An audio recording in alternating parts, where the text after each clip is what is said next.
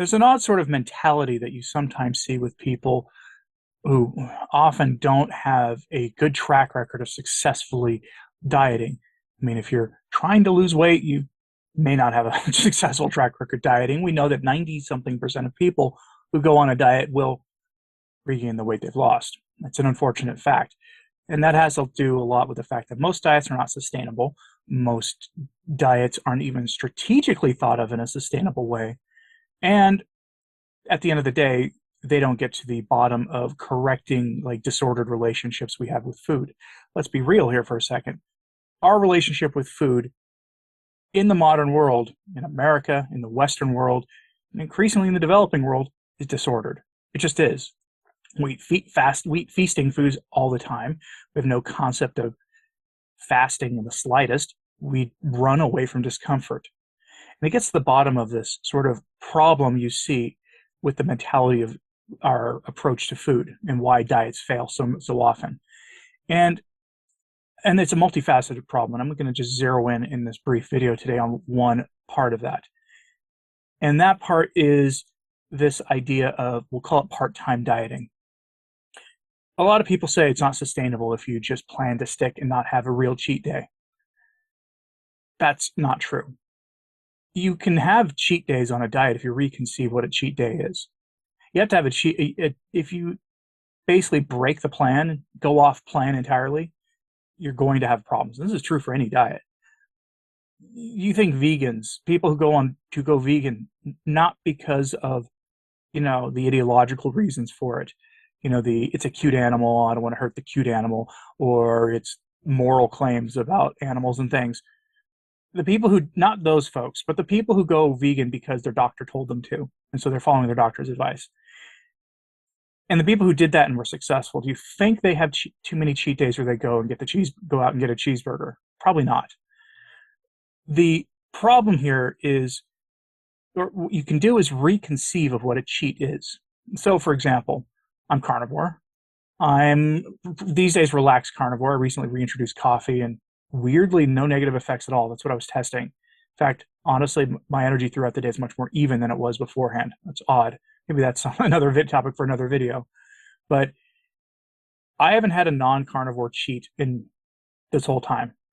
The idea of breaking away from carnivore and having carbs of some kind, plants really, aside from some spices or something, or a little bit of coffee, is inconceivable. But when I do have a cheat, I just eat more than I normally would. My usual typical dieting strategy is a fatty cut of meat of some kind in the first part of the day, and then in the late afternoon, I'll have a leaner cut of some kind. It looks like a lot of different things. Today, that's going to be a very, very cheap ribeye that looks like a USDA select sirloin. I bought probably the cheapest cut of ribeye, uncut ribeye roast I've ever seen, and it had virtually no intramuscular fat when I cut it up. It looks like a sirloin steak. It's very disappointing. But I'm going to have that with some butter and probably some bacon, and that'll boost the fat content up back to where it should be. And then later today, I'm not even sure yet, but it'll be something lean.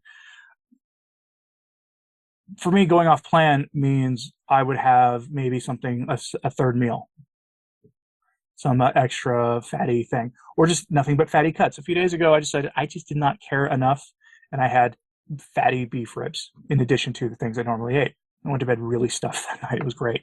But the problem here is that people think they can do this part-time, that they can walk away from, tracking or calorie counting or whatever it is they're doing and have any success. The single most essential key to any diet working is being able to stick to it. And being able to stick to it requires you breaking bad food habits, bad nutrition habits, just the bad things you do you shouldn't do. And you don't do that by dipping your toe back into the thing you shouldn't be doing. Ask anybody who's broken a non-food related bad habit if they, broke that habit by continuing to indulge in it in any way. I know it's not something people want to hear. This is kind of the core of why I hate keto treats so much. Those highly processed foods that are designed to take the place of candy or baked goods or microwavable TV dinners or pizza or those things. I hate them because they undermine the effort to get away from processed foods to a whole food approach. Unfortunately, people don't want to hear that. People want to hear that they can have a cheat day and have it be fine. And I know people who can do it. You know, my wife took the week after Easter off from her keto diet, went back to keto right afterwards, and was fine. She plans to do the same thing this Christmas. Okay, that's her call. I trust her to do it, but she seems to be the exception.